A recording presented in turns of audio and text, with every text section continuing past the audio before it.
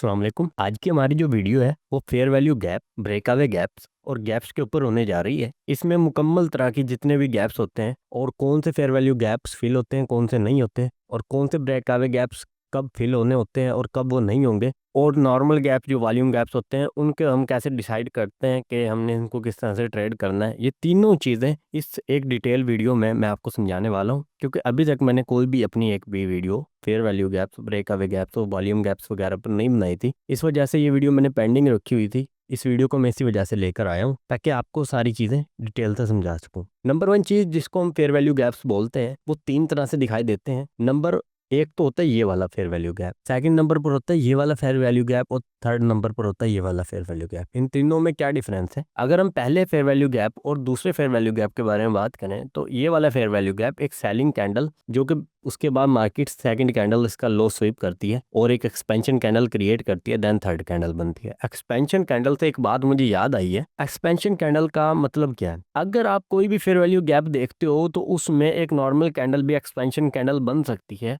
अगर first candle के high और थर्ड कैंडल के लो जो ये विक होती हैं उनके दरमियान गैप क्रिएट हो जाए। तो अगर ये वाली जो एक्सपेंशन कैंडल जो हमारे पास रहती है अगर वो छोटी भी है तो इससे कोई खास फर्क नहीं पड़ता, जिसकी एग्जांपल आप यहाँ पर भी देख सकते हो कि आप ये देखो कि एक इतनी बड़ी कैंडल सेम इसी तरह की कैंडल इतनी ही बड़ी है जो कि हमारे पास यहाँ पर क्रिएट हुई है। तो ये कोई बहुत बड़ी एक्सपेंशन कैंडल नहीं है जिस तरह से आपको ये वाली देखने को मिल रही होगी या ये वाली देखने को मिल रही होगी। तो इसका ये मतलब नहीं है कि ये फेयर वैल्यू गैप नहीं है और मार्केट इससे रिजेक्शन नहीं ले सकता। आई होप ये चीज़ आपको यहाँ तक समझ आई होगी। जो फेयर वैल्यू गैप होता है उसमें एक सबसे इंपॉर्टेंट चीज़ जो हमें देखने को मिलती है उसमें हमारी जो थर्ड कैंडल होती है, इस पूरी वीडियो में जो थर्ड कैंडल होगी वो सबसे ज़्यादा रिलायबल होगी, और किसी भी पीडी अरे जो फेयर वैल्यू गैप्स के हवाले से होंगे, ब्रेकअवे गैप के हवाले से होंगे या सिंपल वॉल्यूम गैप्स के हवाले से होंगे, वो बेस कर रही होगी हमेशा थर्ड कैंडल के ऊपर। तो third candle is really crucial. Market जब भी सेकंड कैंडल का हाई थर्ड कैंडल ब्रेक नहीं कर पाती और अंदर क्लोजिंग दे देती है इसको स्वीप करके, तो आपका एक फेयर वैल्यू गैप क्रिएट हो जाता है। और बाज टाइम होता यह है कि मार्केट ने इस फेयर वैल्यू गैप को फिल नहीं करती। मान लो उसने एक फेयर वैल्यू गैप किया, आपने देख लिया इस तरह से एक फेयर वैल्यू गैप बना लिया, लेकिन मार्केट ने इसको फिल नहीं किया। उसका रीजन क्या होता है हमारे पास कि मार्केट ने यहाँ पर कोई बड़ी रिजेक्शन नहीं ली होती। एक ये रिजेक्शन भी होती है ना, ये भी बड़ी इंपॉर्टेंट रहती है हमारे पास। इस चीज की एग्जांपल मैं आपको थोड़ा सा अभी आगे चल के भी समझाता हूँ। ये हमारे पास एक एफवीजी क्रिएट हो जाती है तो मोस्टली तो मार्केट इसको फिल कर देती है, चांस रहेंगे। लेकिन अगर मार्केट इसको फिल नहीं कर रही, वो चीज भी आप एक तरीके से आइडिया ले सकते हो जो हम यहाँ पर सेकंड एग्जांपल में समझने वाले हैं। ये ब्रेकअवे गैप नहीं है, ये फेयर वैल्यू गैप है। तीनों के तीनों ब्रेकअवे गैप आगे चल के समझाता हूँ, और इसकी जितनी भी रियल एग्जाम्पल होंगी वो मैं आपको चार्ट पे जाके समझाऊंगा। यहाँ पर मैंने उनके ड्राइंग्स बना के नहीं रखी हुई क्योंकि फिर उसमें एक तो मेरा टाइम ज़ाया होता है, और मैं थोड़ा सा चार्ट पर जाके समझा दूंगा ताकि आपको भी रियल मार्केट की वैल्यू के हिसाब से समझ आ सके। जब मार्केट इस सेकंड कैंडल के हाई के ऊपर थर्ड कैंडल की बॉडी क्लोज नहीं कर पाती तो ये फेयर वैल्यू गैप है। अच्छा, अब होता क्या है, आप ये इतनी बड़ी जो यहाँ पर रिजेक्शन देख रहे हो तो ये लोअर टाइम फ्रेम पर अपना शार्प टर्न रहता है या स्ट्रक्चर शिफ्ट हो जाता है। ऐसी कंडीशन में मार्केट इस लो को ना स्वीप कर सकता है, तो ये वाली एफवीजी फिल होने के चांसेस सबसे ज्यादा रहते हैं। तो जैसे ही मार्केट इस एफवीजी को फिल करके अपना स्ट्रक्चर शिफ्ट करेगा तब हम इस पॉइंट तक यहाँ पर ट्रेड कर सकते हैं। अच्छा, ये जितनी भी चीजें हैं आप इनको as a higher time frame use कर सकते हो, लोअर टाइम फ्रेम यूज नहीं कर सकते। उसका एक रीजन क्या है कि मान लो ये आपका डे 1 हो सकता है, या H1 हो सकता है, या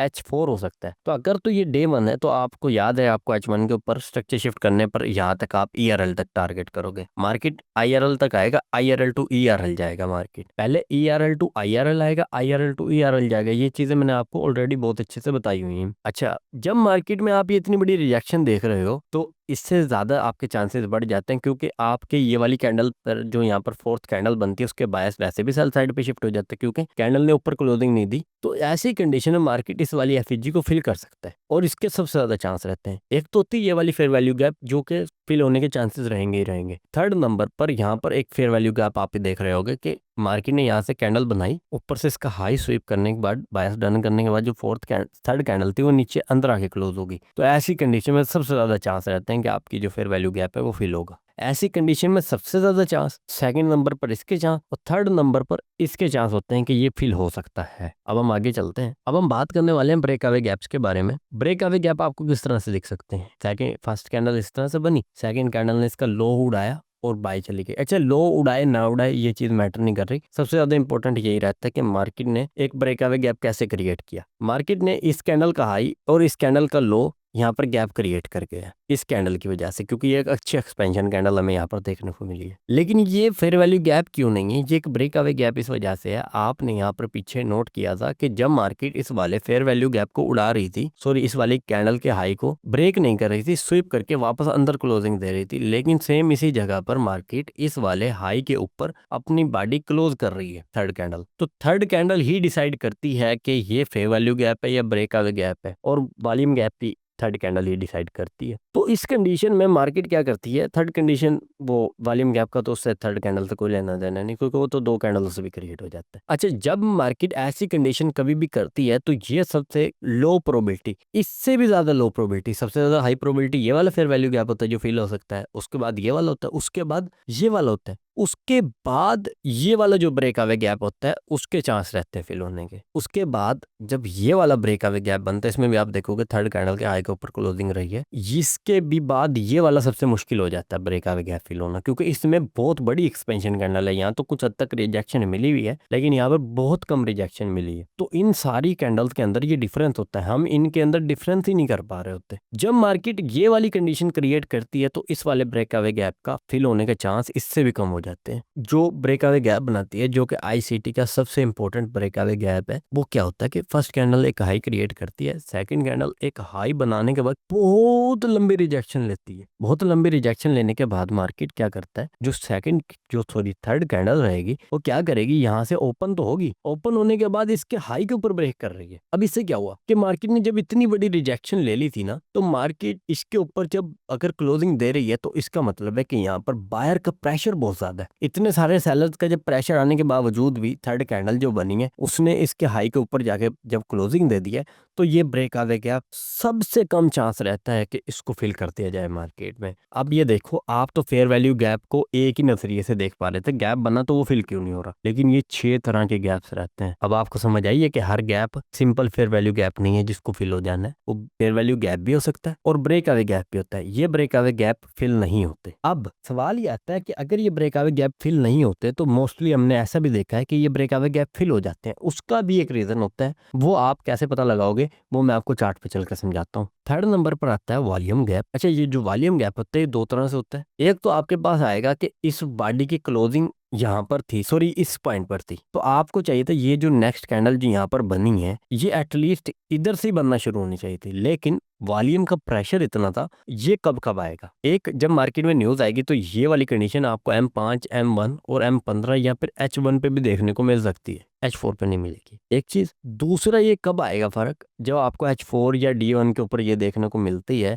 या 1 वीक पे देखने को मिलती है कि आपका एक न्यू डे या फिर एक न्यू वीक ओपन होता है, कि आपका पिछला वीक यहाँ पर क्लोज हुआ लेकिन न्यू वीक के अंदर प्रेशर ज्यादा था बायर का, तो वो बंदिंग ही न्यू कैंडल यहाँ से स्टार्ट हुई, ठीक है। और ये सारी आपकी यहाँ पर जो गैप बन गया इसको हम बोलेंगे वॉल्यूम गैप। सिंपल गैप भी आप इसको बोल सकते हो, वॉल्यूम गैप भी बोल सकते हो। अच्छा, यहाँ से लेकर ये बॉडी टू बॉडी होगा। अब आप यहाँ पर नोट करो कि ये वाली विक इसके साथ ओवरलैप हो गई है, ऐसी कंडीशन में ये वाला गैप जो होता है उसके फिल होने के चांस थोड़े से कम हो जाते हैं। अब आता है हमारे पास सेकंड वॉल्यूम गैप। वो क्या है कि एक फर्स्ट कैंडल ये बना, सेकंड कैंडल ये बना, थर्ड कैंडल तो उसके अंदर ही आ गया। अगर ये ना भी आता तो कोई फर्क नहीं पड़ता, लेकिन जो थर्ड कैंडल था, इस कैंडल अब ये यहाँ पर क्लोज हुआ तो एटलीस्ट यहाँ पर इस कैंडल को, ये वाली जो कैंडल थी उसको यहाँ से ही बनना स्टार्ट होना चाहिए था। ऐसी कंडीशन में तो हम ये देखेंगे ना कि मार्केट में ये वाली जो थर्ड कैंडल बनी है तो ये यहाँ पर क्लोज हुई है, तो ये वाली जो फोर्थ कैंडल थी उसको यहाँ से बनना स्टार्ट होना चाहिए था, लेकिन उसने क्या किया, वो यहाँ से बनना स्टार्ट हुई। और ये वाली जो विक थी, मार्केट इसको ओवरलैप भी नहीं कर पाई, जिस तरह से इस वाली विक को ये कैंडल ने ओवरलैप किया था, इस वाली विक को ये वाली कैंडल तो ओवरलैप भी नहीं कर पाई।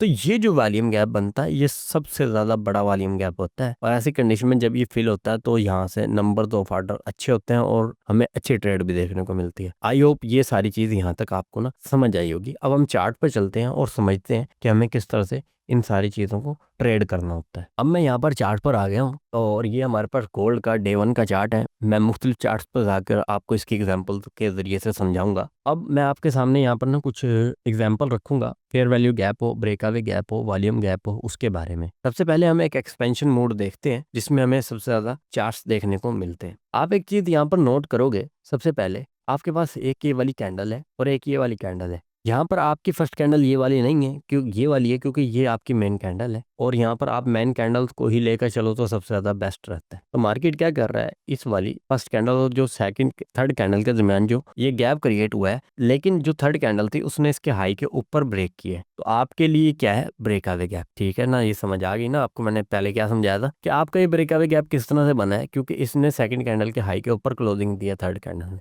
ऐसी कंडीशन में आप ये देखोगे मार्केट कितना ऊपर चला गया है और एक छोटी सी विक बनाई है। यही रीजन था कि मार्केट ने वापस आकर इस वाले फेयर वैल्यू गैप को फिल नहीं किया, या ब्रेक अवे गैप आप इसको बोल सकते हो। अब मैं आपको सिंपल एक और चीज दिखाऊंगा। यहाँ पर एक आपके पास ये भी एक ब्रेक अवे गैप है, मैं आपको अभी निशानदेही करवा रहा हूँ सारों की चार्ट के ऊपर। ये भी आपका ब्रेक अवे गैप है, क्योंकि सेकंड कैंडल के ऊपर क्लोजिंग दे दिया और कैंडल यहाँ से वॉल्यूम बनना स्टार्ट हुआ था, तो ऐसी कंडीशन में थर्ड फोर्थ कैंडल है जल्दी से इसको फिल नहीं कर रही। अब आपके पास एक पॉइंट पर ये भी ब्रेक अवे गैप ही है। अब ये वाला ब्रेक अवे गैप क्यों फिल हो गया उसका भी एक आप रीजन मैं बताऊंगा, वो आपको थोड़ा सा भी वेट करो, आगे चल के सारा कुछ समझाता हूँ। ये आपके पास फेयर वैल्यू गैप है जो मार्केट ने अभी फिल नहीं किया, बाद में आके फिल किया, तो इससे एक बड़ी रिजेक्शन देखने को मिली है। अभी हम आहिस्ता आहिस्ता सारा कुछ समझाता हूँ आपको। ये भी आपका एक ब्रेक अवे गैप है। ये क्यों फिल नहीं हुआ, क्योंकि ब्रेक अवे गैप था और थर्ड कैंडल की रिजेक्शन बहुत बड़ी थी। रिजेक्शन नहीं थी, मतलब मार्केट में एक्सपेंशन बहुत ज्यादा थी। मैं आपको अभी अभी निशानदेही करवा रहा हूँ सारे के सारों की। और ये भी आपका एक फेयर वैल्यू गैप है।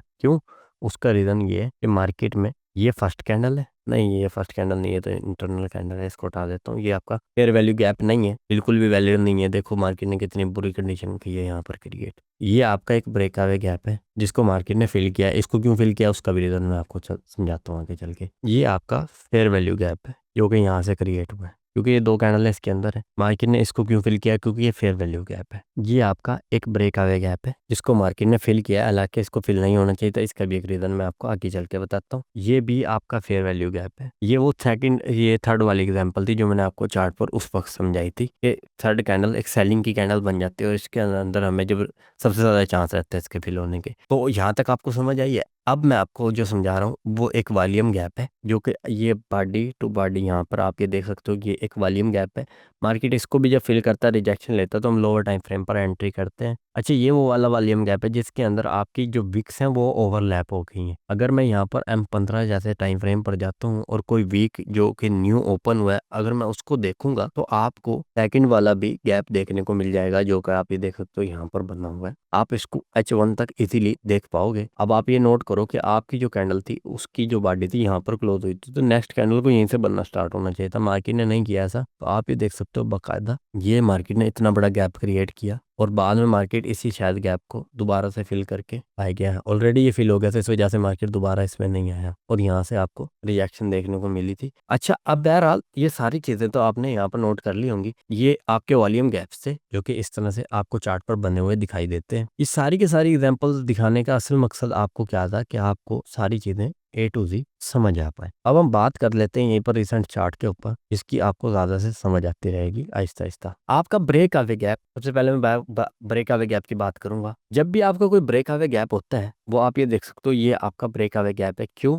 क्योंकि सेकंड कैंडल के लो के नीचे थर्ड कैंडल की बॉडी क्लोज हो गई है, तो आपका ये ब्रेक अवे गैप है। आपको इस चीज पता है ऑलरेडी। मैं इसको बड़ा कर लेता हूँ थोड़ा सा, यहाँ पर इसका एक रीजन आपको मैं बताता चलूंगा। अच्छा, अब एक चीज आपने सबसे पहले तो ये ध्यान में रख के चलनी है कि जो मैं आपको यहाँ पर पॉइंट्स बता रहा हूँ ना, इसकी जो प्रोबेबिलिटी रहेगी हमेशा वो आपने ध्यान में रखनी है।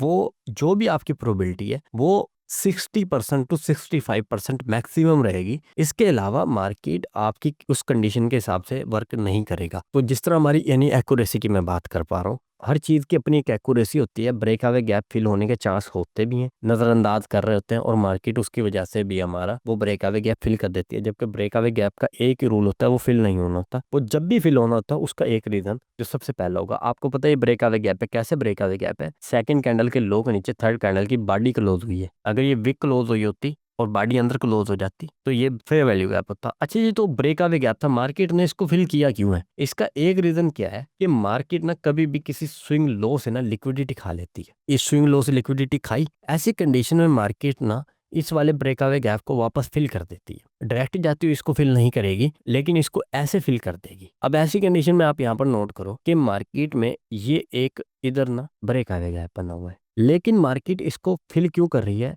उसका एक रीजन ये भी है कि ऐसी कंडीशन में आप अगर ऊपर की तरफ देखोगे तो इसकी रिजेक्शन बॉडी से ज्यादा थी। तो ऐसी कंडीशन में एक तो ये यूं फिल हो गया, लेकिन उससे भी एक बड़ी कंडीशन जो मैं आपको यहाँ पर सबसे ज्यादा रिलायबल तरीके से बताऊंगा, आप यहाँ पर नोट करो तो मार्केट ने इस वाले ब्रेकअवे गैप को फिल किया था इस वाले स्विंग लो को लेने के बाद। मैं आप 1 मिनट कंफ्यूज ना हो ना, मैं आपको बहुत ही ज्यादा डिटेल से समझाऊंगा यहाँ पर। जब ये ब्रेकअवे गैप फिल हो रहा था उसके अंडर मार्केट क्या कर रहा था, मार्केट ने जब इस वाले ब्रेकअवे गैप को फिल करके इससे रिजेक्शन ले रखे, इसके ऊपर बॉडी नहीं क्लोज हुई, यही एक रीजन था कि मार्केट में आपके ये वाला ब्रेकअवे गैप फिल हो गया। एक रीजन ये था, दूसरा रीजन क्या था कि आपका जो ऑर्डर फ्लो था बेसिकली वो फिलहाल सेल साइड पर है। तो ऐसी कंडीशन में अगर आपका ब्रेकअवे गैप बाय साइड में बनता भी है तो आपका ये फिल होने का चांसेस बने रहते हैं। ऐसी कंडीशन में अब आप ये देखो कि ये वाला जो हमारा सेल का fair value gap breakaway gap था वो फिल क्यों हो गया। अब आपका जैसे सवाल हो सकता है कि भाई ये तो ब्रेकअवे गैप हमारा बाय डायरेक्शन में था, तो आपका ऑर्डर फ्लो तो सेल साइड पर था, इस वजह से फिल होने के चांस बन गए थे। लेकिन ये वाला ब्रेकअवे गैप जो कि सेल साइड पर था वो कैसे फिल हो गया? ये fair value gap sorry breakaway gap इस वजह से नहीं फिल हुआ कि ये ब्रेकअवे गैप यहाँ से डायरेक्ट अगर फिल हो जाता ना, जिस तरह से ये अगली ही कैंडल ने इसको फिल कर दिया तो ठीक था। लेकिन ऐसी कंडीशन में आप ये देखो कि मार्केट ने एक स्विंग लो से लिक्विडिटी ली है। तो मैं यहाँ पर आपको कुछ समझाना चाहूंगा जो सबसे ज्यादा इंपॉर्टेंट है। मार्केट जैसे यहाँ पर ऊपर जा रहा था ना, तो ये मान लो एक मार्केट ने ब्रेकअवे गैप यहाँ पर क्रिएट किया कर दिया था इस पॉइंट पर, और ये ब्रेकअवे गैप था, फेयर वैल्यू गैप नहीं था, तो इसने तो फिल होना नहीं था, लेकिन ये फिल हो गया क्योंकि ये क्या कर रहा होता है, ये एक ना स्विंग हाई से लिक्विडिटी ले लेता है। तो ऐसी कंडीशन में अगर मार्केट स्विंग हाई से लिक्विडिटी ले लेती है तो मार्केट ना इस ब्रेकअवे गैप को फिल कर सकती है, समझ रहे हो ना? हाँ, और चांस रहेंगे 60-65% मार्केट इसको फिल करेगी। तो ये बात मैंने क्या कही है, ये कहा है कि मान लो अगर आप 10 बार इस तरह के ब्रेकअवे गैप देखते हो और मार्केट किसी स्विंग हाई से लिक्विडिटी लेने के बाद दोबारा वापस आती है, तो इस ब्रेकअवे गैप को फिल कर सकती है कितनी बार? 100 में से 60 से 65 बार, 60-65% इसकी चांस रहेंगे। अब यही सेम चीज हमारे पास यहाँ पर भी हो रही है कि मार्केट ने जब ये ब्रेकअवे गैप बना दिया तो इस स्विंग लो से लिक्विडिटी ली थी और इस वाले ब्रेकअवे गैप को फिल इस वजह से मार्केट ने करने चली गई है और दोबारा वापस नीचे आ गई है। अब मैं आपको यहाँ पर कुछ ऐसा समझाता हूँ जो कि उससे भी ज्यादा इंपॉर्टेंट है कि मार्केट क्या कर रहा है। आप ये वाले पॉइंट यहाँ पर देख रहे हो, एक तो ये पॉइंट था, दूसरा ये भी पॉइंट हो जाता है कि मार्केट ना इस पॉइंट पर आकर, मैं इसको हटा देता हूँ क्योंकि इससे भी कोई लेना देना नहीं है हमारा, ओके, और देन इसको मैं डिलीट करता हूँ। ये ब्रेकअवे गैप इस वजह से भी फिल हो जाता है कि ये मान लो ये H4 का ब्रेकअवे गैप था, लेकिन ऊपर डे 1 का फेयर वैल्यू गैप या ब्रेकअवे गैप आ गया, जिससे मार्केट ने रिजेक्शन लेने की वजह से मार्केट इसको फिल कर देती है। आई होप ये चीज आपको समझ आई होगी कि ब्रेकअवे गैप इन कंडीशन की वजह से भी फिल हो जाता है, जिसकी वजह से आप हमेशा कंफ्यूज रहते हो कि भाई कोई फेयर वैल्यू गैप फिल हो जाता है, कोई नहीं होता, कोई ब्रेकअवे गैप फिल हो जाता है, कोई नहीं होता। आप में से बहुत सारे लोग ऐसे होंगे जिनको ब्रेकअवे गैप के बारे में शायद आइडिया भी ना होगा। तो ये सारी चीज मैंने आपको यहाँ पर समझाने के लिए दिखाई है। अभी मैं बात नहीं कर रहा एंट्री कैसे लेनी है, सब कुछ करेंगे। अभी मैं बात कर रहा हूँ कि हमने इन सारी चीज़ों को ओवरलैप किस तरह से करना है और ट्रेड किस तरह से करना रहता है। ये सारी चीज़ें अभी नहीं हो रही, बात हो रही है। और कैसे आइडेंटिफाई करेंगे कौन सा फेयर वैल्यू गैप फिल होने के चांस कम है और कौन सा ब्रेकअवे गैप जो कि फिल हो ही नहीं सकता उसके चांस फिल होने के चांस ज्यादा है। अब यही चीज मैं आपको जैसे समझा के आया हूँ। ये मार्केट ने यहाँ पर जब ब्रेकअवे गैप बनाया है ना, मैं ऊपर वाले डिलीट कर देता हूँ ताकि आप उनकी वजह से कंफ्यूज ना हो। हमारा मेन फोकस इन 2 पॉइंटों पर रहेगा कि ये स्विंग लो मार्केट ने जब उड़ाया तो यहाँ से मार्केट इसके चांस होने फिल करने के चांस बढ़ गए। लाजमी नहीं अभी भी फिल कर सकता है, वैसे तो टोटली चांस बढ़ जाते हैं। आप इसको 40% इसके चांस रहते हैं कि 10 में से अगर 4 बार ऐसा होगा कि मार्केट ये स्विंग लोड आने के बाद इसको फिल करेगा। लेकिन इससे भी बड़ा एक रीजन हमारे पास जब सामने ये निकल आता है कि मार्केट यहाँ पर अपने एक तो ऑर्डर ब्लॉक के ऊपर टैप हो रहा था, तो इसकी वजह से भी एक रिजेक्शन लेने की वजह से मार्केट ने इसको फिल कर दिया। एक उससे भी बड़ा रीजन है, मैं यहाँ पर आपको समझा देता हूँ थोड़ा सा ओपन करके कि मार्केट यहाँ पर अपने फेयर वैल्यू गैप की तरफ बढ़ रहा है। मैं समझाता हूँ, आपने ना अभी कुछ ना रीजन समझने हैं जो कि पूरे के पूरा बेस कर रहे होंगे। अगर आप ये चीजें नहीं समझोगे तो आपको कुछ भी समझ नहीं आएगा। आपने एक रूल सुना होगा हमेशा कि मार्केट ना, ये मान लो ये हमारा 1 वीक का एक फेयर वैल्यू गैप है, तो जब हम H4 के ऊपर जाते हैं ना, H4 के ऊपर मार्केट क्या करता है, एक ही दम ना इसके पास आके स्ट्रक्चर शिफ्ट कर देता है। उसका मकसद क्या होता है कि इसके नीचे से लोगों के स्टॉप लॉस खाए, उन्हें एंटर करवा ले उस स्ट्रक्चर शिफ्ट पे। तो जितने भी लोग H4 के ऊपर इन वाली एफपीजीज से, जो कि कोई भी एफपीजी हो सकती है, 1 2 3 4 जितनी भी एफपीजीज होती हैं, उनमें से किसी ना किसी से हर बंदा ट्रेड करेगा। कुछ का स्टॉप लॉस यहाँ पर होगा, कुछ का स्वेल के नीचे बाय करते हुए स्टॉप लॉस यहाँ पर होगा। लेकिन वो लोग ध्यान नहीं देते कि अभी ब्रेक अवे गैप जो फेयर वैल्यू गैप जो हमारा था वो अभी बाकी था फिल होना वीक का। तो ऐसी कंडीशन में मार्केट क्या कर रहा है कि अभी ना इस वाले ब्रेक अवे गैप के पास मार्केट आके रिजेक्शन ले रहा है। रिजेक्शन क्यों ले रहा है? ताकि आप लोगों को वो ट्रैप कर सके इस पॉइंट के ऊपर। मार्केट यहाँ से बाय नहीं जाएगा, मार्केट इसको फिल करके फिर बाय जाने की कोशिश करेगा। आई होप ये एक तो चीज़ आपको ये समझ आई होगी। दूसरा ये है कि आपके पास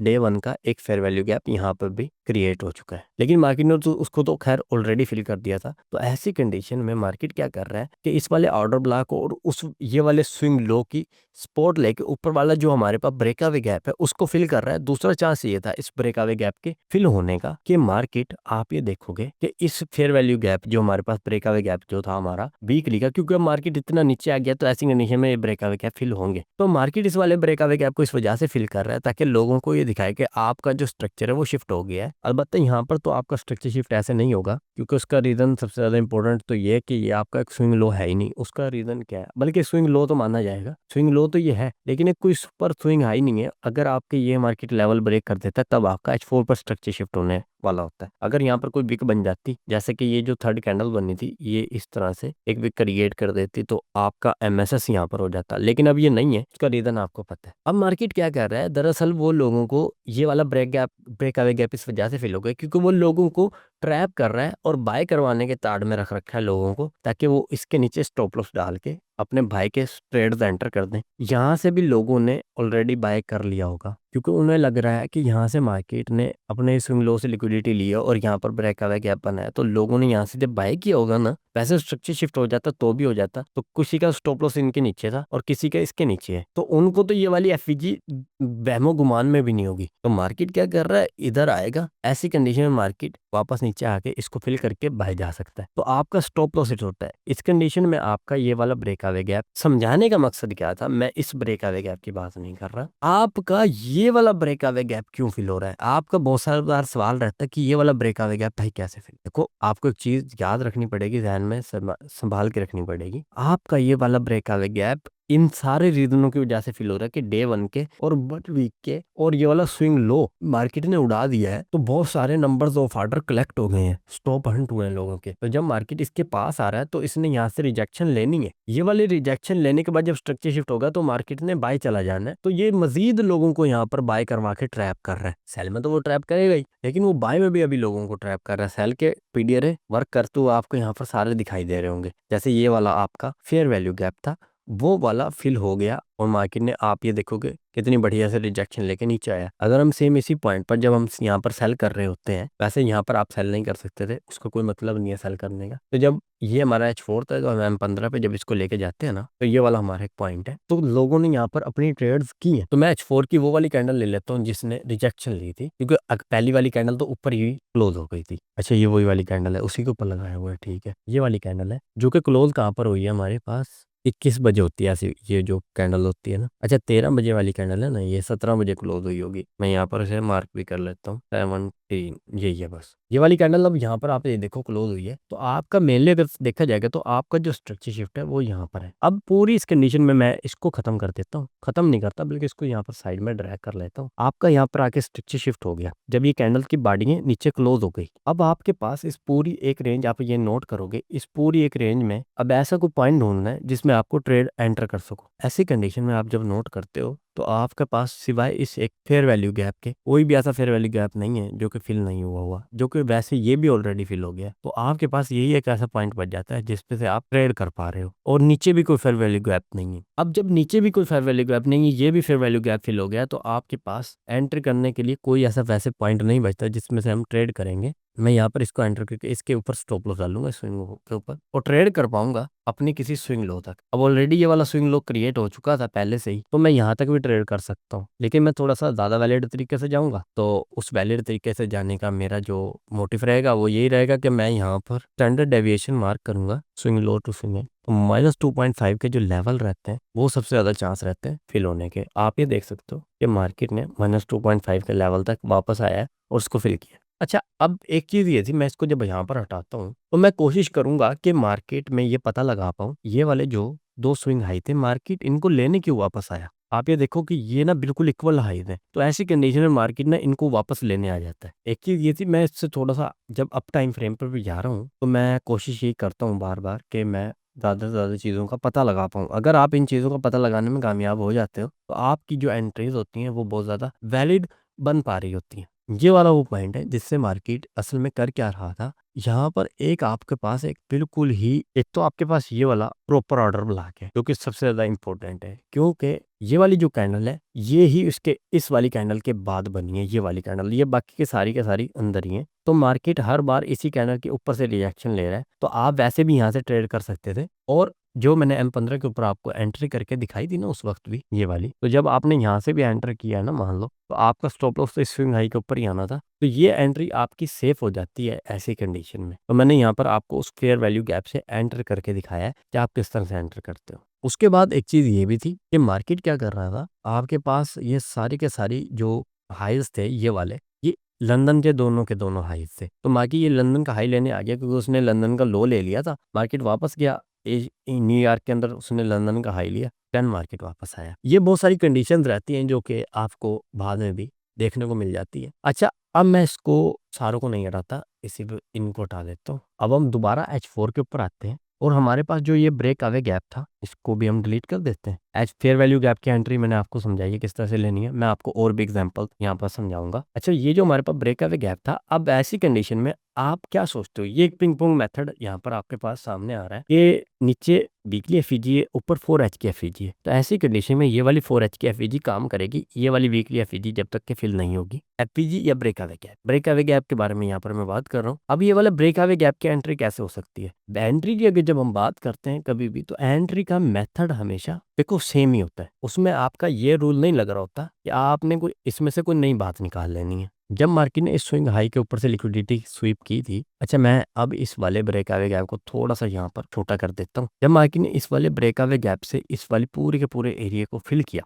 ये वाली जो मार्केट ने लिक्विडिटी ली, तो हुआ क्या है ध्यान देना। मार्केट में ये वाला जो हाई बने हुए हैं सारे के सारे, ये 5 बजे तक के ये वाला हाई, ये आपका लंदन का हाई था। अगर आप कहते हो तो मैं इसको ओपन करके भी दिखा देता हूँ। ये देखो, ये मार्केट में आपका लंदन का हाई था। लंदन का हाई लेने के बाद मार्केट ने क्या किया है, ये लंदन का हाई, सो मार्केट ने न्यूयॉर्क के अंदर ये पहले ही सारे का सारा इस एरियाज के अंदर मार्केट ने अपना वो काम कर लिया। उसके बाद आप ये देखो, यहाँ से 8 बजे जब मार्केट ने अपना न्यूयॉर्क के लोन स्टार्ट किया, तो सबसे इंपॉर्टेंट क्या था मैं आपको गिनवाता जाऊंगा। एक, और ये एशिया का लो, 2। ट्रेड जो होगी वो हमेशा ना ये ध्यान रखना कि लॉजिकल होती है, ऐसे मुंह उठा के नहीं हो जाने होती। आपका ब्रेक अवे गैप था सेल साइड पर, तो मार्केट ने जब M15 पर रिजेक्शन ले लिया, तो आपने एक चीज नोट करनी थी, लंदन ने एशिया का हाई ऑलरेडी उड़ा रखा था और न्यूयॉर्क ओपन होने से पहले ही लंदन का हाई भी मार्केट ने ले लिया था। तो जब हमारा यहाँ पर इस पॉइंट पर स्ट्रक्चर शिफ्ट हुआ है, तो हमारे पास यहाँ पर कोई भी एक ऐसा पॉइंट नहीं बच रहा है जिससे मार्केट अपनी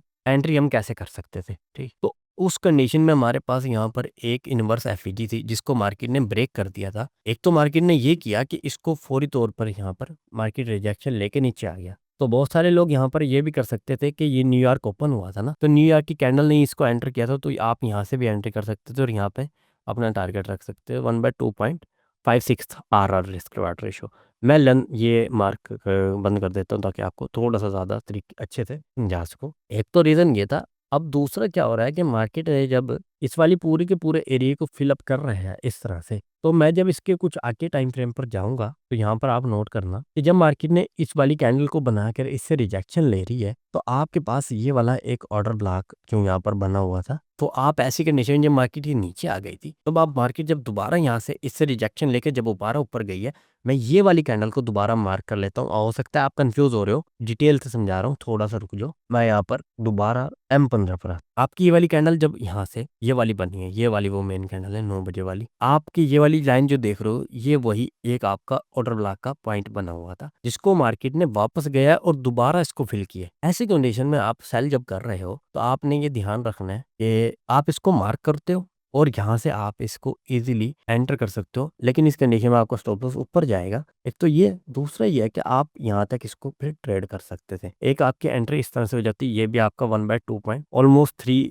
RR तक चली गई है वैसे भी ये देखो। ठीक है, अच्छा अब मैं इसको हटा देता हूँ और ये मार्केट दोबारा इसे इनवर्स एफईजी को फिल करने आया था। अच्छा, अब ये सारी चीजें आपको ना ऑलमोस्ट वैसे यहाँ तक ना समझ आ गई होंगी, तो मैं दोबारा 4H पर आ जाता हूँ। हर पेयर के ऊपर ये इसी तरह से वर्क करेगी, हर पेयर के ऊपर हर चीज इसी तरह से वर्क करेगी। अब मैं यहाँ पर आपको दोबारा ये ब्रेक आवे गैप फिल करता हूँ, बनाता हूँ थोड़ी ही। अब हम रिसर्च करके एंटर करने की कोशिश करते हैं। कहाँ तक करेंगे, जो नीचे हमारे पास ब्रेक आवे गैप था वीक का, वो मैं हट गया, मैं दोबारा उसको कोशिश करता हूँ मार्क कर लूँ तो ज़्यादा बेस्ट है। मैंने इसको यहाँ से पकड़ के यहाँ तक मार्क कर लिया है, तो मैं ये वाली लाइन यहाँ पर लगा देता हूँ। और अब आपने ध्यान रखना है कि ये ब्रेक आवे गैप की लाइन है, मैं 4H पे जाऊँगा। तो अब मेरे पास आपका जो मेनली डाउन लिक्विडिटी रहेगा वो ये वाला पॉइंट रहने वाला है। मार्केट इस वाले ब्रेक आवे गैप को फिल करने आ सकता है, तो मैं यहाँ पर M15 पे जब मैंने शिफ्ट किया तो मुझे एंट्री प्रॉपर देखने को मिल नहीं रही, मतलब जो मिल रही है वो कुछ तरीका नहीं है एंट्री मिलने का। तो ऐसी कंडीशन में हमारे हाथ से पहले बार एंट्री जाएगी ही जाएगी। अब दूसरे नंबर पर होता ही है कि मार्केट जब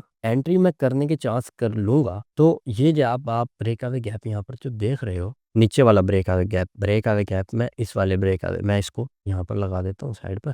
तो मार्केट जब इस वाले ब्रेक आवे गैप को फिल करने आ रही है M15 के ऊपर, तो मार्केट यहाँ से रिजेक्शन ले रही है। अच्छा, ये ब्रेक आवे गैप क्यों फिल हुआ? क्योंकि ये सुन लो आपका मार्केट ने ले लिया था, तो ये ब्रेक आवे गैप इस वजह से भी फिल हो जाता है। या फिर आप इसका भी यहाँ पर अभी ध्यान दे सकते हो, मार्केट ने ये वाला स्विंग लो पहले स्वीप किया, बनाने के बाद पहले ही फिल नहीं हुआ, मार्केट दोबारा वापस आई, इसको फिल करने के बाद दोबारा उसको जाके फिल किया। बहरहाल समझने वाली बात ये कि आपको फिर दूसरी एंट्री का चांस यहाँ से देखने को मिलता है, इससे आप ट्रेड कर सकते हो। तो मैं इसको यहाँ पर यूं करके लगा देता हूँ, और आपकी जो ट्रेड होगी वो यहाँ तक आप रख सकते हो अपना टारगेट। एक तो ये, अब मैं इसको उठाता हूँ और दूसरे नंबर पर हम बात करते हैं, इसको हम 1H पे शिफ्ट करते हैं। 1H पर जब आप शिफ्ट करते हो ना, तो आप एक चीज़ नोट करो, ये 15 मिनट का ब्रेक आवे गैप था ना, आपके पास H1 का ब्रेक आवे गैप यहाँ पर ओवरलैप था। यही एक रीज़न था कि मार्केट इस M15 के इस वाले ब्रेक आवे गैप को फिल करके रिजेक्शन नहीं ले रहा, या इसको फिल करने नहीं आ रहा, इसी वाले से रिजेक्शन लेकर जो मार्केट गिर रहा है, वो ये रीज़न है कि ये आपके पास H1 का ब्रेक आवे गैप इस M15 के ब्रेक आवे गैप के साथ ओवरलैप में है। जब ये ओवरलैप में है, तो आपके पास ये वाली कंडीशन इस तरह से ही बनती है कि आप इसको ट्रेड कर सकते हो। अच्छा, अब एक और कंडीशन है, मार्केट क्या कर रहा है कि मैं इसको उठा दूं आपको समझाने के लिए सिर्फ। मार्केट जब इस H1 के ब्रेक आवे गैप को फिल करने के बाद दोबारा इसी को दोबारा लेने आ गया, इसको जब मार्केट दोबारा लेने आया, तो मैं इसको H1 के ऊपर अब ये 1H का ब्रेक आवे गैप है, आपको पता है, और ब्रेक आवे गैप के साथ एक तरह से डबल पीडीआर है, क्योंकि इसके पास ये स्विंग भी है, तो आप इसको एज ए मिटिगेशन ब्लॉक भी इस्तेमाल कर सकते हो। तो मैं यहाँ पर क्या करूँगा, ये ब्रेक आवे गैप किसका है? H1 का, तो मैं इसको M5 पे शिफ्ट करूँगा। M5 पर अगर मुझे मार्केट क्या कर रहा है कि स्ट्रक्चर शिफ्ट देखने को मिल जाता है, अगर वो स्ट्रक्चर शिफ्ट अभी नहीं हुआ, अगर मुझे M5 पे स्ट्रक्चर शिफ्ट देखने को मिल जाता है, तब मैं इस वाले स्विंग लो तक भी अपना टारगेट रख सकता हूँ, और ये वाले लो तक भी। आई होप ये चीज़ आपको समझ आई होगी। ऐसी कंडीशन में हम ट्रेड करते किस तरह से, ये तो मैंने अब आपको बार बार चीज़ें कंडीशन वाइज समझा दी हैं। आई होप ये चीज़ भी आपको समझ आ रही होगी। अब मैं आपको दोबारा D1 पे ले आता हूँ। अब एक सवाल ये आ सकता है कि मार्केट ने ये वाला जो स्ट्रक्चर शिफ्ट किया था, बहुत सारे लोगों का सवाल होता है, थोड़ा सा आउट ऑफ टॉपिक जा रहा हूँ। मार्केट इस वाले ब्रेक अपना गैप को, स्ट्रक्चर को शिफ्ट करने के बाद मार्केट में सेल क्यों नहीं आई? मैं आपको ना यहाँ पर एक रीज़न देता हूँ। जब भी मार्केट का मोमेंटम अच्छा होता है, तो मार्केट फेयर वैल्यू गैप बनाता है, जो कि यहाँ बन ही नहीं रहा है। आप ये देखो, हर बार मार्केट गैप को फिल ही करके आ रहा है, यहाँ पर भी कोई ब्रेक आवे गैप नहीं बना हुआ। ये फर्स्ट कैंडल का लो, ये थर्ड कैंडल का है, ये फर्स्ट कैंडल का लो, ये थर्ड कैंडल का है, ये फर्स्ट कैंडल का लो, ये थर्ड कैंडल का है। आप मुझे बताओ कि एक भी ऐसी कैंडल नहीं है जिसने यहाँ पर फेयर वैल्यू गैप क्रिएट किया हो। ऐसी कंडीशन तो एक बड़ी वजह बनती है कि मार्केट में स्ट्रक्चर शिफ्ट प्रॉपर वैलिड नहीं है। दूसरा एक रीजन मैं आपको यहाँ पर समझाता हूँ। आप ना इसको एक बार मार्क करो, उसी के साथ आप इस वाले जोन को भी मार्क कर लो। जब आप 1 वीक पे जाते हो ना, तो आप ये नोट करो कि ये जो D1 का जो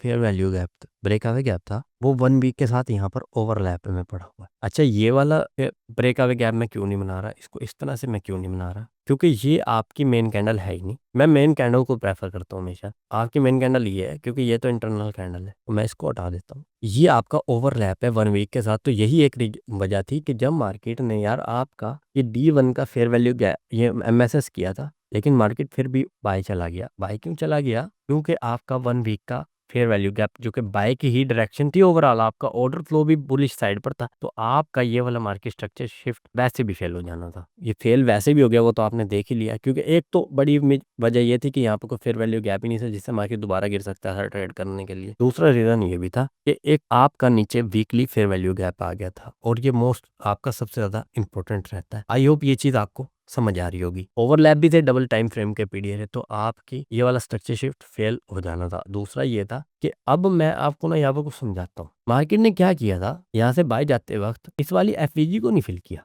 आप ये देखोगे ये एक एफवीजी है, इसको मार्केट ने क्यों नहीं फिल किया? इसका एक मेजर रीजन आपको मैं समझाता हूँ। आप ये देखो कि अगर ये ब्रेक अवे गैप भी होता, तब भी मार्केट को इसको फिल कर देना चाहिए था, क्योंकि मार्केट ऑलरेडी एक स्विंग हाई से लिक्विडिटी आ चुकी थी। मगर मार्केट ने इसको फिल इस वजह से नहीं किया क्योंकि सबसे एक तो इम्पोर्टेंट चीज़ हमारे पास ये देखने को मिलती है हमें कि गोल्ड के ऊपर न्यूज़ें बहुत ज़्यादा हैं और ऑलरेडी मार्केट दुनिया में जंगें लगी हुई हैं, तो आपका जो गोल्ड है वो बुलिश जा रहा है। एक चीज़ ये थी, दूसरी ये थी कि आपके पास एक वीक ये वाला था, ये आपका न्यू वीक यहाँ पे स्टार्ट हुआ, तो जब कैंडल बनने लगी तो उसने इस चीज़ को प्रेफर नहीं किया कि मार्केट इसको फिल करके बाय जाए। मार्केट ना बगैर ही फिल करे इसको बाय चला गया और उसके बाद जब मार्केट दोबारा वापस आया तब मार्केट इसमें ट्रेड हुआ। अब होता ये है, मैं आपको कुछ यहाँ पर समझाता हूँ। देखो, मार्केट में बहुत सारे चीज़ें बनेंगी, जैसे ये एक ऑर्डर फ्लो है। अब मैं इसमें से एक ऑर्डर फ्लो ले लेता हूँ, ये वाला। एक एफईजी बना, दो एफईजी बना, तीन एफईजी बने यहाँ पर आकर। अब एक को तो मार्केट क्या कर रहा है, इसको ब्रेक कर रहा है, इसको फिल करके इसको ऊपर चला गया छोड़ के। अब ये वाला जो फेयर वैल्यू गैप बचा, उसका रीजन क्या है कि जब मार्केट इसी ऑर्डर फ्लो को फॉलो करेगा तो ऐसी कंडीशन में बास टाइम ऐसा हो जाता है कि ये वाला पॉइंट ना ओवरलैप में रहता है किसी ना किसी हायर टाइम फ्रेम से। तो मार्केट को क्योंकि ट्रैप करना है, मार्केट क्या करता है, यहाँ से इस वाले ईआरएल को डन करके एक स्ट्रक्चर शिफ्ट कर देता है, जो कि भी आपने पीछे देखा था। यही आपका रीजन रहता है कि मार्केट इसको स्ट्रक्चर शिफ्ट कर देता है। पिछले वाले जब ब्रेकआवे गैप को या फेयर वैल्यू गैप को फिल करके गया था, यही चीज आपने यहाँ पर नोट की है कि मार्केट जब इस वाले फेयर वैल्यू गैप को फिल कर गया, इसको छोड़ गया, तो इसने इसको इसीलिए छोड़ा था ताकि लोगों को वापस आके जब ट्रैप करके स्ट्रक्चर शिफ्ट दिखाए तो खुद यहाँ से बाय चला जाए। यही आपके पास सेम रीजन यहाँ पर रहता है कि ऐसे फेयर वैल्यू गैप बास टाइम क्यों नहीं फिल हो रहे होते, वो आपने ऑलरेडी समझ लिया है, इस वजह से भी नहीं फिल हो रहे होते। जबकि आप यहाँ पर अगर नोट करो तो इस वाले फेयर वैल्यू गैप को इतनी बड़ी रिजेक्शन लेने के बावजूद भी फिल करना चाहिए था, वो नहीं किया। उसका रीजन यही था कि मार्केट ने इसको बाद में आके फिल करना था। अब अगर आप ये सोचो कि आप इसका पहले से पता लगा सकते हो, ये आपके लिए मुश्किल है कि आप इसमें से ये चीज़ पहले से पता लगा पाओगे। आई होप आपको सारी चीज़ें समझ आ गई होंगी। एक चीज़ ये थी, दूसरी चीज़ ये भी थी कि जब मैं इसको यहाँ पर नोट करूंगा कि ये तो मेरा फेयर वैल्यू गैप था, लेकिन ये तो मेरा ब्रेकआवे गैप था। ब्रेकआवे गैप ही वैसे भी यहाँ से नहीं है, सॉरी यहाँ पर है। तो आप ये नोट करो क्योंकि ये इंटरनल कैंडल है, मैं इंटरनल कैंडल को वैल्यू नहीं देता, आप दो तो बेशक देख लेना। तो मार्केट ने क्या किया, आप ये नोट करो कि ये वाला फेयर वैल्यू गैप बनाया, लेकिन ऊपर जाके जब ब्रेकआवे गैप बन गया तो इस वाले फेयर वैल्यू गैप के फिलहाल चांस कम हो गए हैं फिल होने के। अगर मार्केट यहीं से ही इसको फिल करके बाय जा रहा है ना, तो आपके फिलहाल चांस है कि मार्केट यहीं से बाय चला जाएगा। अब एक चीज ये थी, जब मैं इसको यहाँ से एक बार रिप्ले मोड ऑन करता हूँ, अब एक चीज आपने ये भी सुन रखी है कि मार्केट भाई डबल पीडीआरए को रिस्पेक्ट करता है। मैं इसको भी डिलीट कर देता हूँ। अब यहाँ पर आपके पास दो पीडीआरए हैं, सॉरी दो नहीं, तीन पीडीआरए हैं। अब एक तो ये आपका पीडीआरए है। अब मैं आपको ना एक चीज समझाता हूँ, आपका ये वाला डबल पीडीआरए वैलिड है, ये वाला वैलिड इस वजह से नहीं है, हालांकि इसके पास भी ये चीज है कि इसके पास भी स्विंग है, लेकिन आप अगर जब 1 वीक पे जाते हो तो आपका जो ऊपर वाला जो पॉइंट है ना, वो ये वाला जो स्विंग बन रहा है, ये वाला जो स्विंग बन रहा है, ये हायर टाइम फ्रेम का स्विंग के साथ ओवरलैप है। तो आपका ये वाला एक तो वीकली एफईजी के साथ भी ये पॉइंट ओवरलैप है और ये वाला पॉइंट भी इसके साथ ओवरलैप है। तो मार्केट में हमने तो ये सुना है कि मार्केट को ये वाला ब्रेकआवे गैप फिल करके बाय नहीं जाना चाहिए, बल्कि ये वाला, जिस तरह मैं आपको समझाता था, ये वाला पॉइंट आपको फिल करके मार्केट बाय जाएगा। तो ऐसी कंडीशन में जब मार्केट इस वाले पॉइंट को फिल करके बाय जा रहा है ना, इस वाले पॉइंट को, तब आपने ट्रेड इस तरह से नहीं करनी। वो तो एक कंडीशन है, आपको उस तरह से ट्रेड करने पे मिलेगी, आप ट्रेड करो, लेकिन आपका हमेशा बड़ी मूवमेंट इस वाले पीडीआरए से रहेगी।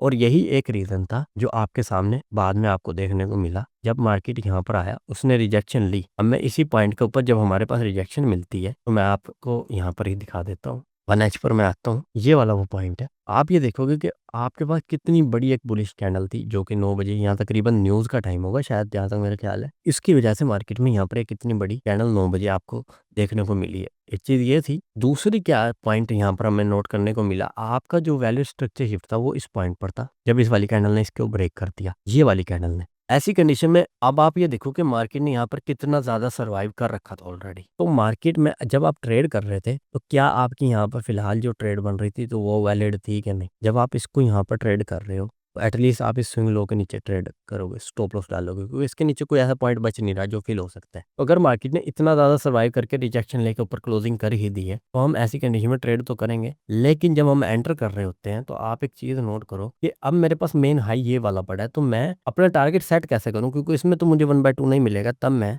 स्टैंडर्ड डेविएशन का यूज करता हूँ हमेशा और -2.5 का लेवल को टारगेट करता हूँ। यहाँ पे देखो कि मार्केट -2.5 के लेवल तक गई है, देन उसके बाद मार्केट दोबारा वापस आ गई है। तो ये एक तो आपकी ये ट्रेड बन रखी थी, ठीक है। दूसरा ये था, ये जो एंट्री थी ये ना थोड़ी सी ज्यादा रिस्की थी। क्यों रिस्की थी? क्योंकि मेरी अपनी समझ ये वाली मानती है कि मार्केट यहाँ पर आए तो ट्रेड करने को मिल जाए हमें। अच्छा, तो मार्केट ने क्या किया, जब इस वाले, अब ये आप छोड़ दो, ये वाली आपकी जो ऊपर वाली एंट्री थी, मैं उसको वैलिड ही नहीं समझता, क्योंकि वो ब्रेक अवे गैप की एंट्री थी। मार्केट ने डबल, वो सिंगल पीडीआर रहता है, ये डबल पीडीआर पे आने के बाद मार्केट एंटर कर, आपके पास यहाँ पर मार्केट क्या कर रहा है, यहाँ पर मार्केट ने एक तरह से अपना लोगों को दिखाने के लिए स्ट्रक्चर शिफ्ट किया है, लेकिन जब तक आपकी बॉडी क्लोज नहीं होती तब तक आपका स्ट्रक्चर शिफ्ट जो होता है वो वैलिड नहीं होता। एक ये था। दूसरा आप ये देखो, आपका जो CISD भी था वो भी ये वाला पॉइंट था, जो कि यहाँ पर आपको CISD तो देखने को मिल गया लेकिन स्ट्रक्चर शिफ्ट देखने को नहीं मिला। तो जिन लोगों ने भी एंटर किया था ना, उन्हों के लिए यहाँ पर स्टॉप लॉस रखा था उन्होंने इस पॉइंट पर, तो उनका मार्केट स्टॉप लॉस खा के बाहर गया, उसको बाहर ही चला गया, मार्केट नीचे नहीं आया। अब एक चीज आप ये ध्यान दो, आप अगर स्ट्रक्चर शिफ्ट को देखते तो मार्केट ने क्या किया, वापस आया। पहले वापस आने के बाद यहाँ पर ये एक स्विंग लो क्रिएट किया, मतलब स्विंग लो उड़ाया। स्विंग लो उड़ाने के बाद हम ना इधर को ना इधर एक बार मार्क कर लेते हैं, यही वाले सेम पॉइंट को। अगर तो हमें ना स्मार्ट मनी मिल जाता है, अब पहला हमारा जो MSS है वो फिलहाल तो हमारा खड़ा है इस वाले पॉइंट पर, नहीं इस वाले पॉइंट पर भी नहीं, ये आपका मेन स्विंग आई है, इस वाले पॉइंट पर आपका MSS खड़ा है। अगर तो हमें यहाँ पर SMT मिल जाता है ना इस वाले पॉइंट पर, तो हम हमारा जो MSS है वो यहीं पर वैलिड होगा। अब मैं इसको कैसे नोट करूंगा, मैं यहाँ पर इसको मार्क कर लेता हूँ। हो सकता है आपको थोड़ी बहुत कंफ्यूजन हो रही हो, लेकिन ये वीडियो बहुत ज़्यादा डिटेल्ड है और बिल्कुल एक कोर कॉन्सेप्ट की तरह मार्केट ने काम कर रखा है, और मैंने इसको एंट्री वीडियो को इसीलिए बनाया है क्योंकि मैं आपको सारी चीज़ें बड़े डिटेल से समझाना चाहता था। अभी आपको पता है गोल्ड का चार्ट है, और 8 अप्रैल का 19 और 13 की बजे की, जो 7 अप्रैल की 13 बजे की और 8 अप्रैल की 19 बजे की कैंडल है। अगर हमें गोल्ड को सिल्वर के साथ अपना SMT मिलता है तब हम इस चीज़ को यहाँ पर नोट करेंगे। मैं यहाँ पर इसको आ जाता हूँ और देख लेता हूँ। सबसे पहले आप आओगे 8 अप्रैल पर, 7 अप्रैल पर, सॉरी 25, 7 7 7 7 7 22 अप्रैल, 4 अप्रैल, 7 अप्रैल, 7 अप्रैल को 13 बजे, और ये 7 अप्रैल को 13 बजे, और मेरे ख्याल 8 अप्रैल को, 8 अप्रैल तो मैं एक बार दोबारा कंफर्म कर लेता हूँ, 8 अप्रैल को 19 बजे, 8 अप्रैल को 19 बजे, 8 अप्रैल को 19 बजे। अब आप एक चीज़ नोट करोगे कि यहाँ पर जो मार्केट स्ट्रक्चर शिफ्ट हुआ है वो यहाँ पर आपको पता है वैलिड है। क्यों वैलिड है? क्योंकि स्विंग लो से लिक्विडिटी खाई है। लेकिन सेम इसी पॉइंट पर जब आप गोल्ड पर जाओगे ना, तो आपको एक चीज़ देखने को मिलेगी, वो ये था कि यहाँ पर वहाँ पर मार्केट ने इस लो को उड़ाया है, इस लो को उड़ाया है, और फिर यहाँ पर इस लो को नहीं उड़ा रहा, सिल्वर पर मार्केट उड़ा रहा है। सुन लेना मेरी बात, सिल्वर पर मार्केट ने इस वाले लो को, ये वाले लो ने उड़ा रखा है 19 बजे वाले ने, लेकिन गोल्ड में नहीं उड़ाया। तो एक तो ये चीज थी कि आपको SMT मिल गया हायर टाइम फ्रेम के ऊपर आकर, लोअर टाइम फ्रेम का, हायर टाइम फ्रेम के PDR को टैप करने के बाद जब SMT मिल गया, तो ऐसी कंडीशन में आपका MSS यहाँ पर नहीं है,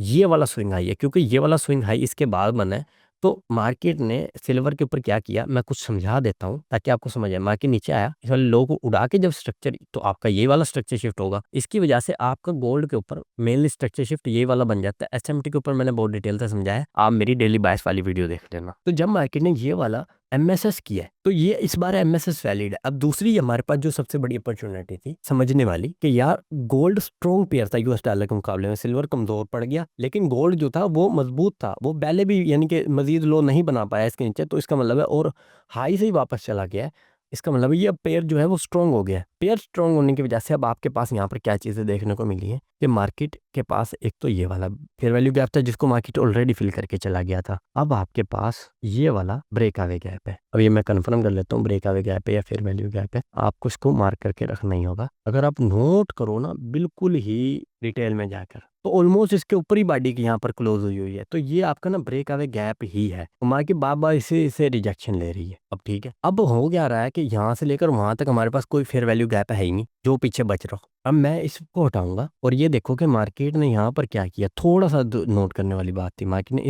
इस सेलिंग फेयर वैल्यू गैप को ब्रेक कर दिया, और उसके बाद इस बाय का फेयर वैल्यू गैप यहाँ पर आपके पास क्रिएट हो गया। ऐसी कंडीशन में हमारी एंट्री इनमें से किसी एक भी पॉइंट पर नहीं बनी है, तो यहाँ पर आकर बनी है, जो कि सबसे ज्यादा वैलिड है। अब मेरे को एंटर यहाँ से करना था। आपको बार बार जो सबसे ज्यादा प्रॉब्लम आ रही थी वो एंट्री की आ रही थी ना, आपको पता ही नहीं लगता था एंट्री करनी कहाँ से, तो मैं आपको प्रॉपर समझाने के लिए एंट्री, अब मैं यहाँ पर टारगेट किस तरह करूंगा आपको ना, एक तो सबसे पहले समझने वाली बात है, यहाँ पर अब स्टैंडर्ड डेविएशन मार्क नहीं करनी, आपकी स्टैंडर्ड डेविएशन यहीं पर ही रहेगी। हमने इसको मार्क किया, और -2.5 को आप यहाँ पर टारगेट कर सकते थे, जहाँ पर आपको 1/2.31 रिस्क रिवार्ड रेशो मिला। लेकिन मैं यहाँ पर 1/4 और -4.5 तक भी जा सकता हूँ। उसका एक रीज़न ये है, मैं यहाँ पर 4 तक ही चला जाता हूँ या 5.5 तक जाता हूँ। तो उसका एक मेन रीज़न ये है कि मार्केट ने इसको भी क्यों ले लिया बाद में जाके। आपकी वैसे एक हाई यहाँ पर भी मौजूद है, तो अगर आप इसको भी टारगेट करते हो तो मुझे लगता है almost 1/2.5 RR risk reward ratio मिल जाएगा। 2.5 1/2.73 रिस्क रिवार्ड रेशो है, तो अगर 3 तक जाना है तो आप यहाँ तक भी जा सकते हो, -4 तक भी जा सकते हो। उसका रीज़न क्या है? अब ये सुन लेना क्या रीज़न है इसका। आपके हायर टाइम फ्रेम के पीडी अरे लेवल पे ट्रेड हो गए हैं। तो मार्केट को तो बाय तो जाना ही है और ऑलमोस्ट वैसे भी गोल्ड बाय जा रहा था, तो हम इसके अंदर कतराएँगे नहीं यहाँ तक जाने के लिए भी। लेकिन आपकी जो सबसे अच्छी एंट्री है वो यही है कि आप 1/3 लो और निकल जाओ। ये आपका 1/3 था जो कि मार्केट ने यहाँ पर हिट कर दिया था। आई होप ये सारी चीज़ यहाँ तक आपको समझ आई होगी। अब मुझे उम्मीद है आपको समझ आ गया कौन सा ब्रेकअवे गैप फिल कैसे होता है और कैसे ट्रेड करना है, और कब हमारा फेयर वैल्यू गैप फिल होता है वो हमने कैसे ट्रेड करता है। ये सारी चीज़ आपको समझ आई होगी। दूसरा ये भी आपको समझ आया होगा कि मार्केट ने यहाँ पर जो फेयर वैल्यू गैप था उसको क्यों पेंडिंग छोड़ा था, ताकि वो बाद में आके इधर से इस इंड्यूसमेंट से लेके इसको स्वीप कर सके, इंटरप्ट कर सके। एक चीज रीजन ये था। दूसरा ये रीजन था कि मार्केट में आपको पता लगा होगा कि ये वाला ब्रेकअवे गैप हमें ट्रेड नहीं करना था, बल्कि हमें वेट करना था मार्केट जब दोबारा घूम के आई है इसके ऊपर रिजेक्शन लेकर ट्रेड करने की। आई होप ये सारी चीज भी आपको समझ आ गई होगी। अब हम चलते हैं वॉल्यूम गैप के ऊपर। आपके पास दो तरह के वॉल्यूम गैप रहते हैं। वो किस किस तरह के होते हैं मैं आपको यहाँ पर समझा देता हूँ। एक तो आपके पास ये वाला लेवल है कि मार्केट ने वीकों को ओवरलैप कर लिया। अब ऐसी कंडीशन में आप जब बॉडी टू बॉडी मार्क कर रहे हो तो जब आपको रिजेक्शन देखने को मिलेगी, यहाँ पर मैं मार्क कर लेता हूँ ये वाली कैंडल का ओपनिंग प्राइस। अब ये D1 है तो मैं इसको 1H पे शिफ्ट कर दूँ। बस एक मार्केट ने इस स्विंग हाई से लिक्विडिटी ले ली थी। हम ये देख लेते हैं स्विंग हाई है क्या और इसकी क्या कोई खास अहमियत है या नहीं। मैं आपको यहाँ पर कुछ समझा देता हूँ ताकि आपके ज़्यादा दिमाग में आ जाए बात। आप जब इस हाई को एक बार नोट करो, क्या है ये आपका इस मंथ का हाई है अप्रैल का। मार्केट ने जब इसको लिया और यहाँ से सारी के सारी लिक्विडिटी हंट की तो ये आपकी थी एक्यूमुलेशन, ठीक है, और ये थी आपकी मैनिपुलेशन। ऐसे साइड में आप सेल साइड पे जब ट्रेड कर रहे थे, मैं आपको कुछ समझा देता हूँ, सिंपल समझ लेना ताकि आपको ज़्यादा कन्फ्यूजन ना हो। आपकी एक तो एंट्री ये सेल साइड पर बन गई, लेकिन आप इसमें यहाँ तक ट्रेड करने के वो थे। मार्केट ने क्या किया, वापस आया, इसमें से मैं यहाँ पर ही कर लेता हूँ, और उसके बाद मार्केट ने यहाँ पर आपका स्ट्रक्चर शिफ्ट किया ही नहीं है किसी भी पॉइंट पर। आपको लग रहा होगा ये स्विंग हाई बन गया, मार्केट ने इसको स्ट्रक्चर शिफ्ट किया, लेकिन ऐसा कुछ हुआ ही नहीं। हुआ क्यों नहीं? आपके पास आपकी मेन कैंडल ये वाली थी, ये तो सारी के तीनों इंटरनल कैंडल्स थी, तो आपके पास ये वाला एक एफईजी था जिससे मार्केट ने दोबारा रिजेक्शन लेकर आपको एंट्री दी थी। मार्केट यहाँ से आप देखो दोबारा सेल साइड पर गया इसी पॉइंट पर। इसका ये मतलब नहीं कि आप सेल की एंट्री करना शुरू करोगे, वैसे समझा रहा हूँ। मार्केट यहाँ तक इसको फिल करने के लिए आया, दोबारा इसने इस तरह से हिट किया। अब आप ही नोट करो कि इस वाले जो हमारे पास ये जो पॉइंट बना हुआ था, ये कौन सा पॉइंट था, मैं अभी दोबारा यहाँ पर आ जाता हूँ और आपको समझा देता हूँ। ये हमारे पास हमारा गैप था, ये वाला गैप। इसको मार्केट ने किसी भी तरह से प्रॉपर रिजेक्शन लेकर स्ट्रक्चर शिफ्ट ही नहीं किया, तो हमारी ट्रेड बन ही नहीं रही थी। तो हम इसको अब देते हैं हटा। ये वो बात थी कि कहाँ पर आपको एंट्री नहीं लेनी थी, क्योंकि आप तो गैप से रिजेक्शन लेकर एंट्री लेके बैठ जाते हो। ऐसे नहीं करना होता कुछ। अभी मैं आपको और भी समझाता हूँ आगे चल के। अब मैं और गैप ढूंढता हूँ ताकि आपको ज़्यादा समझ आए। अब एक और चीज़ मैं आपको फेयर वैल्यू गैप के बारे में एक और अच्छी चीज़ बताता हूँ। जो फेयर वैल्यू गैप आप यहाँ पर ये देख रहे हो, उसमें आप एक चीज़ नोट करो कि इसने रिजेक्शन लिए 50 कैंडल को टैप, 50% को, इस फेयर वैल्यू गैप के 50% को टैप करने से पहले। आप कैसे 50% मार्क करते हो? आप ये मिडल लाइन मार्क कर लेना बस। मार्केट ने जब इससे इस तरह से रिजेक्शन ली है ना, तो ये जो फेयर वैल्यू गैप है ये मजीद वैलिड हो जाता है नेक्स्ट टाइम के लिए। तो जब मार्केट दोबारा, मैं इसी पॉइंट पर आ जाता हूँ, इसको मार्क कर लेता हूँ, और ये डेली का चार्ट है 27 जनवरी, 1H पर आता हूँ और यहाँ पर मैं दोबारा 27 जनवरी निकाल लेता हूँ। 27 जनवरी ये वाला लो था जिसको मार्केट ने उस टाइम पे उड़ाया था। अब जब आप पूरे के पूरे स्ट्रक्चर में ये चीज़ नोट करोगे, बाय करने के लिए आपका मार्केट स्ट्रक्चर शिफ्ट इस पॉइंट पर पड़ा है जो कि वैलिड है। अगर हमें ये चीज़ नोट करनी है कि क्या हमारे पास यहाँ पर भी MSS हुआ है या नहीं, तो ऐसी कंडीशन में हम इनको दोनों को मार्क करते हैं। अभी जैसे मैंने आपको SMT दिखाया था चेक करवा के, मुझे उम्मीद लगती है, मैं कंफर्म नहीं कह सकता, मैं इसको हटा देता हूँ इस वाली कैंडल को, ये ओपनिंग को, और एक सिर्फ चांस ले सकते हैं हम यहाँ पर SMT हुआ है या नहीं। मैं यहाँ पर भी आपको कुछ समझाता हूँ, अभी वेट करना। 27 जनवरी को 12 बजे और 28 जनवरी को 3 बजे। 27 जनवरी को 12 बजे, 22 जनवरी, ये हमारे पास है। 27 जनवरी के 13 बजे लगा लो, कोई इशू नहीं है। 12-13 ये अभी इस कंडीशन में, क्योंकि लो ये वाला है इस तरह ही बना है, तो टेंशन नहीं है हमारे पास। और 28 जनवरी को 13 बजे, 3 बजे, सॉरी मेरे ख्याल 3 ही बजे था, हाँ 3 ही बजे था, फिर भी कंफर्म कर लेता हूँ दोबारा, हाँ 3 ही बजे। तो आप एक चीज़ नोट करो, यहाँ पर हमें ना SMT देखने को नहीं मिला। ऐसी कंडीशन में हमारा जो स्ट्रक्चर शिफ्ट है वो यहीं पर ही जाके वैलिड हुआ है। क्यों SMT क्यों नहीं हुआ, मैं आपको समझा देता हूँ। 22 जनवरी SMT इस वजह से नहीं हुआ है कि मार्केट में दोनों ने, सिल्वर ने यहाँ से इसके नीचे से लिक्विडिटी नहीं खाई। अगर ये कैंडल लिक्विडिटी खा लेती और वहाँ ना खाती तो यहाँ पर आपका SMT हो जाता, लेकिन नहीं हुआ, क्योंकि दोनों ने यहाँ पर इस लो के नीचे लो क्रिएट नहीं किया इस वाले लो ने, तो आपका SMT नहीं हुआ। ऐसी कंडीशन में आपको अपनी ट्रेड के हवाले से ही चलना पड़ेगा। तो आपका MSS अब आपको पता है कि इस पॉइंट पर जाकर हुआ है। अच्छा, एक तो ये था। अब मैं दूसरी चीज़, अगर यहाँ पर मुझे एमएसएस देखने को नहीं मिला तो मैं इसको डॉलर इंडेक्स के ऊपर भी जाके चेक कर सकता हूँ। मैं दोबारा 27 जनवरी के चार्ट पे चलता हूँ ताकि आपको समझा पाऊँ। 27 जनवरी के 13 बजे, ये हमारे पास 27 जनवरी है, और मैं यहाँ पर सबसे पहले तो ये देखूंगा कि ये सेल साइड में हमें मिल जाए। 27 जनवरी मार्क कर लेते हैं। 27 जनवरी 13 बजे, ये तो है 24 जनवरी। 27 जनवरी 18 13, ये 13 बजे, और 24 जनवरी को 3 बजे, 28 जनवरी को 3। तो आप ये देखो कि मार्केट ने यहाँ पे भी गोल्ड डॉलर के ऊपर भी मजीद हाई बनाया है। तो अगर तो ये नीचे सेल इस तरह बन जाता ना, जैसे अभी मैं कुछ आपको यहाँ पर समझाता हूँ,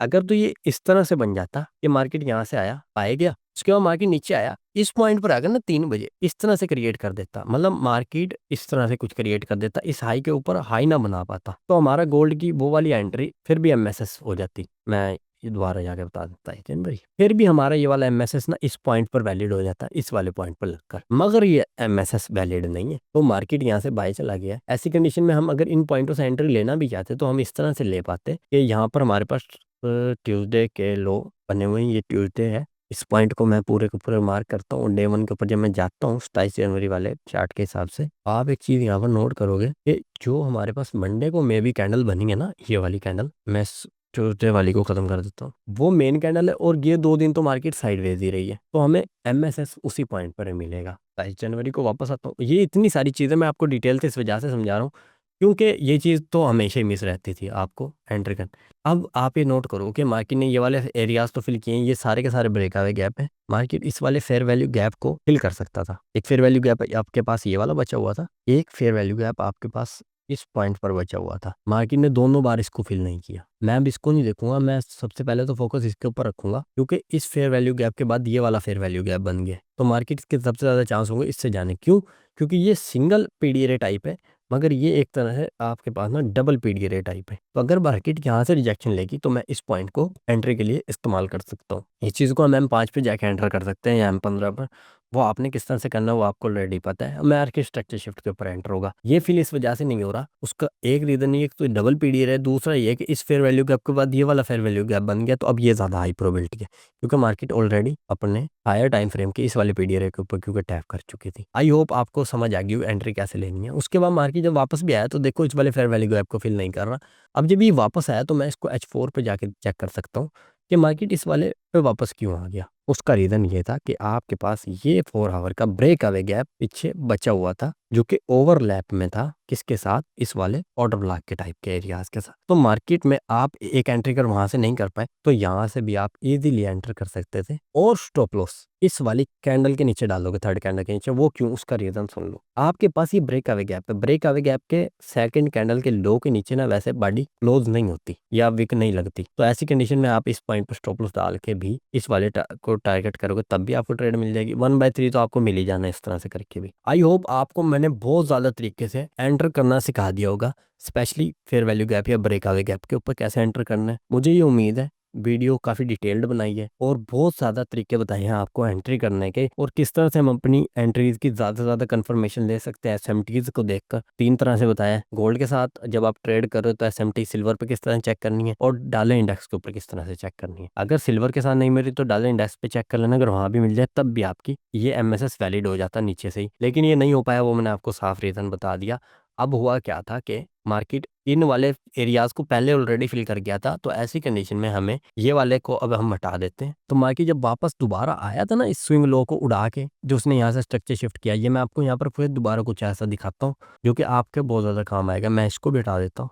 मार्केट ने क्या किया, आपने नोट किया इधर, मार्केट ने किया, मैं इसको हटाता हूँ, स्ट्रक्चर शिफ्ट किया, लेकिन असल में मार्केट ने इंड्यूसमेंट ली थी और मार्केट कहाँ पर आना चाह रहा था, इस वाले ब्रेक अवे गैप पे नहीं, इस वाले fair break away gap with order block पे मार्केट आया, डबल पीडीआर को टैप किया। ये आपकी नोट करोगे, ये लाइन देख लो, ये यहाँ पर ड्रा हुई है, मार्केट इसको मिस करके जा रहा है। तो इससे आपने ज्यादा कंफ्यूज नहीं होना, ये एफपीजी पे अगर फिल हो रही है तो भी काफी है। एक चीज और है, अगर आप इसको वैसे भी अपने हिसाब से एक और तरीके से चेक कर सकते हो, अगर हर पेयर का ना एक वो होता है फ्यूचर पेयर, अगर आप इसके गोल्ड के फ्यूचर पेयर पे भी जाओगे ना और ये वाला पॉइंट को देख लेना, अगर ये वाला पॉइंट जो बना हुआ है, अगर ये बॉडी इधर विक, इधर ये वाली विक इसके विक के ऊपर टैप हो गई है ना, तो भी आपका ये ऑर्डर ब्लॉक टैप हो चुका है। यहाँ पे अगर ये मिस हो भी रहा है फिर भी टेंशन नहीं है, अगर गोल्ड के फ्यूचर के ऊपर टैप हो रहा है। ये ऐसे भी मैंने बहुत बार देखा है, गोल्ड फ्यूचर टीवीसी, ईवीसी वाला मेरे ख्याल सही है इसका, हाँ ये टीवीसी वाला ठीक है, ये हमारा वही टीवीसी वाला चार्ट है। इसको मैं दोबारा 27 जनवरी पे शिफ्ट करता हूँ। 26 जनवरी, वो 27 जनवरी वाला ही लग गया। मैं सेम उसी चीज़ को यहाँ पर मार्क करके पता लगाता हूँ कि हो सकता है ये वो सेम वाले एरिया हो। यहाँ पर आपने संडे वगैरह को नहीं देखना, कुछ यहाँ पर होगा जिसको मैं चेक करना चाह रहा हूँ। मैं दोबारा एक बार गोल्ड पे आ जाता हूँ, थोड़ा सा मैं टाइमिंग और वो चीज़ें नोट कर लेता हूँ। बाकी की जो चीज़ें थी हमारे, मैं 27 जनवरी के पास आया। यहाँ पर डे क्या है, हाँ ये वही संडे टाइप मंडे, ये यानी यहाँ पर ये जो मंडे पे हमारा टैप हो रहा है ना, ये आप ये देखो 2 यहाँ नीचे आ रहा होगा टाइम, ये टाइम आ रहा है, ये वाला आ रहा है संडे 02 फरवरी 2025 17 बजे, ये वाली कैंडल टैप हुई है। मैं इसी चीज़ को यहाँ पर मार्क करता हूँ अपने गोल्ड के फ्यूचर के ऊपर।